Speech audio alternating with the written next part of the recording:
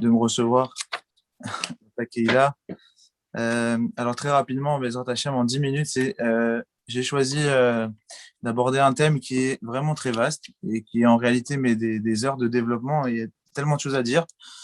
Mais voilà, en 10 minutes, essayer de faire une micro-synthèse. Vous savez, mes chers amis, que nous vivons nous traversons une période qui est assez trouble et les mauvaises nouvelles affluent euh, tous les jours. Et malheureusement, on entend beaucoup de choses qui sont à, difficiles à comprendre, difficiles à digérer.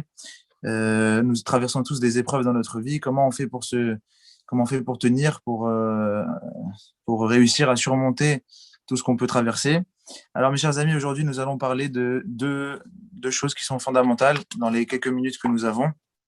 Je veux parler de la force de la parole et la force de la pensée et comment on fait pour développer une pensée qui soit pure, une pensée qui soit positive, puisque c'est ça les armes que on nous a mis à disposition pour pouvoir surmonter. On n'est pas, même avec tous les moyens technologiques que nous avons aujourd'hui, la médecine et tout ce que nous possédons qui nous aide à surmonter, c'est pas aussi fort, disent nos maîtres, que ce que nous avons dans l'esprit. Ce que l'esprit, là où le corps s'arrête, l'esprit est capable encore de continuer. Et nous allons essayer de développer ça en quelques instants. Alors, d'abord, il faut savoir que nos maîtres ont plusieurs références pour nous montrer la force et la puissance de la pensée. Tout simplement, je vais prendre avec vous une référence qui est très connue, que nous chantons tous les vendredis soirs dans nos communautés, qui est l'Echadodi. Dans l'Echadodi, d'Arabie Shlomo El-Kabetz, qui a écrit ça au XVIe siècle, au XVe siècle, il écrit la chose suivante: Sauf Maaseh bemarshava techila, une action, la fin de l'action, c'est-à-dire la concrétisation finale de l'action, est au départ une idée, est au départ une pensée. Tout commence par une pensée qui évolue, qui mature dans le cerveau de l'homme et qui finit par concrétiser des actes physiques concrets.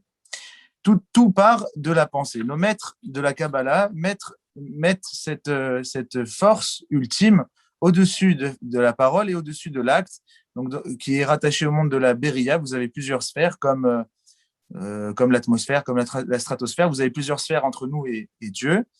Une de ces sphères qui est la plus élevée est la sphère de la Beria. La sphère de la Beria interagit avec nos pensées. Nos pensées communiquent avec cette sphère. Elle dégage une influence vers cette sphère et cette sphère, en retour, déverse une influence sur nous. Entre guillemets, si vous le savez pas encore, dans le monde Goy, il y a toute une théorie qui a été développée qui s'appelle la loi de l'attraction. Dans la loi de l'attraction, les scientifiques vous expliquent que l'homme, il est fait de poussière de l'univers et qu'il communique avec cet univers. Comment il communique avec l'univers? Tout simplement avec ses pensées. Ses pensées, elles font en sorte qu'il communique avec cet univers et l'univers déverse sur lui une influence. Voilà, ce que nous avons expliqué dans la Kabbalah il y a plus de 3000 ans.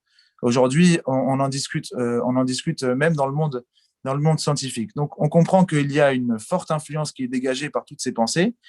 Scientifiquement, aujourd'hui, on estime à entre 60 000 et 70 000 pensées qui traversent le cerveau humain par jour. Donc, c'est énorme.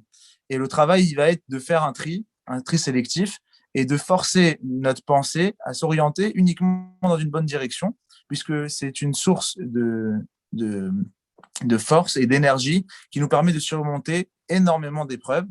Alors, je vais vous citer quelques exemples pour vous expliquer un petit peu. Mais déjà, voilà ce qu'on peut déjà dire de référence de nos maîtres. Combien ça peut nous aider, combien on peut optimiser des choses dans notre vie grâce à ça et surmonter des épreuves qui sont a priori insurmontables par la seule force de la pensée et de la parole. Alors, c'est rattaché. Pourquoi c'est rattaché? Parce que je terminerai par les exemples à la fin, qui sont des histoires, qui sont en même temps des exemples. Pourquoi c'est rattaché? Pourquoi c'est lié la parole et la pensée?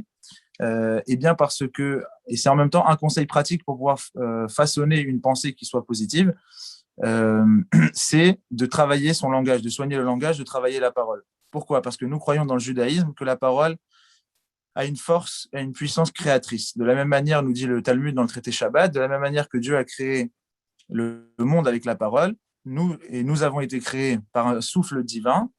De la même manière, nos paroles, nos mots, notre souffle est créateur, est synonyme de création et apporte une influence sur la situation dans laquelle nous nous trouvons.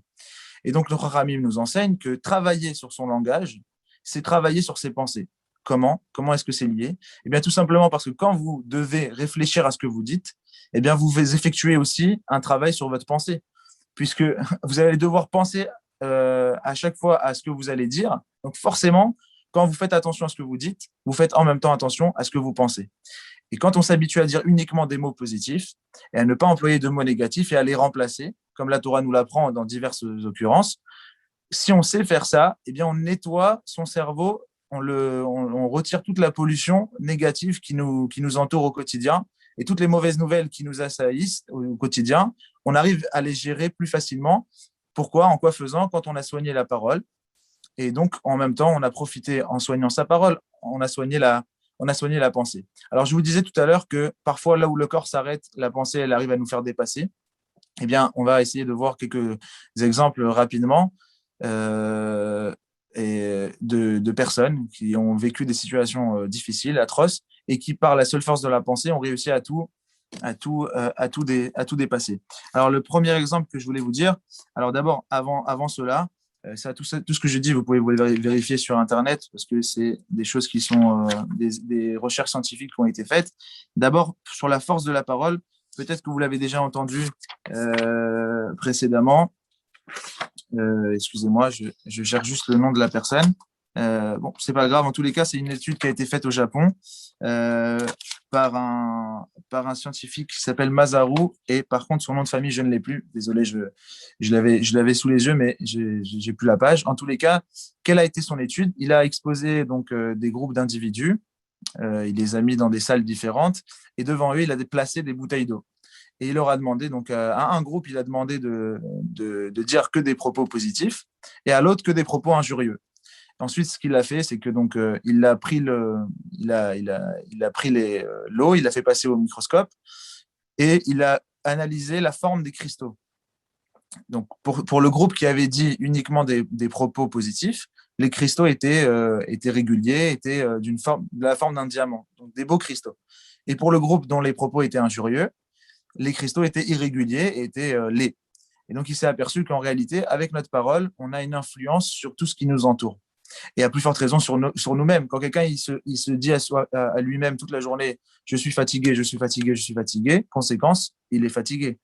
Quand quelqu'un il se dit, je suis incapable, je suis incapable, je suis incapable, eh ben, il est incapable. Il s'est bloqué tout seul, juste avec la force de la parole. Alors, le fait de le dire, déjà, comme on l'a dit, c'est créateur. Et donc, cette création, elle influence sur nous, sur notre corps, sur notre psychisme, sur les individus qui nous entourent. Et donc, employer un langage positif, c'est en réalité, c'est faire en sorte qu'on puisse toujours dépasser toutes les situations.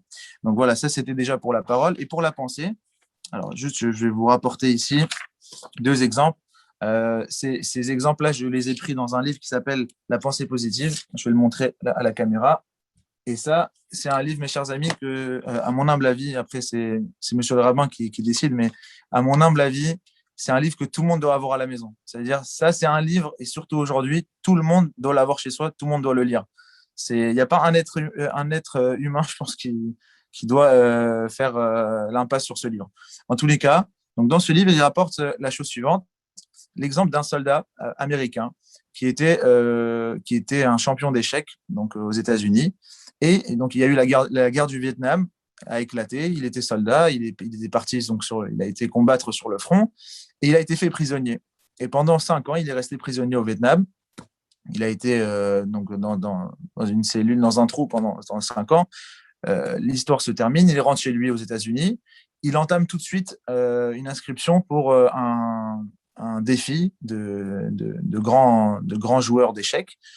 Et puis, il gagne la première place. C'était quelques jours après son retour de prison. Et les gens étaient très étonnés parce qu'ils lui ont dit, mais comment ça se fait que pendant 5 ans, tu n'as pas oublié les règles, que tu as pas oublié le jeu, que tu arrives encore à... Comment c'est possible que tu atteins la première place? Mais mieux encore que ceux qui avaient entretenu pendant ces 5 dernières années des parties réelles. Lui, il avait pas de jeu, il avait rien. Il a dit, en fait, pendant ces 5 années, j'ai entretenu mon imagination, mes pensées. Mes pensées n'étaient tournées que vers les échecs. Pendant 5 ans, j'ai pensé à ça. D'abord, ça m'a permis de survivre parce que j'avais un but dans la vie qui était de revenir et de relever le défi d'arriver à la première place du tournoi. Donc déjà, ça m'a donné un but dans la vie. Et en plus, j'ai entretenu pendant toutes ces années des stratégies uniquement avec mon esprit, sans rentrer dans le physique, sans toucher aux pièces, sans toucher à l'échiquier, uniquement avec mes pensées. Il a gagné ce tournoi. Deuxième exemple que je voulais vous ramener, malheureusement, là aussi, je n'ai pas la, je n'ai pas la, je n'ai pas le nom exact, mais vous pouvez trouver ça dans le livre. C'est au troisième et au quatrième chapitre que ces exemples sont rapportés. C'est un juif, donc qui a vécu les camps, qui a vécu Auschwitz et qui a donc survécu au camp.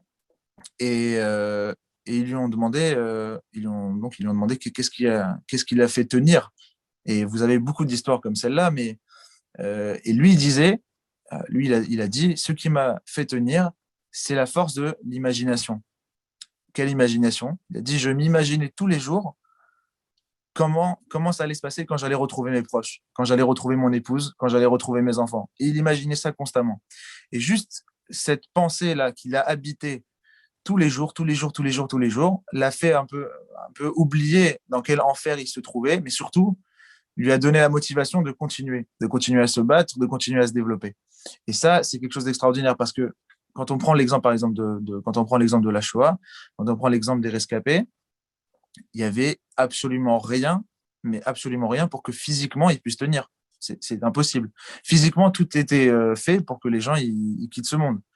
Et pourtant, par la force de la pensée, il a réussi à surmonter ça. Et combien d'exemples on a comme ça dans notre quotidien, mais ça, votre rabbin, il pourra longuement développer ce sujet, puisque il m'a initié, il m'a initié là-dedans.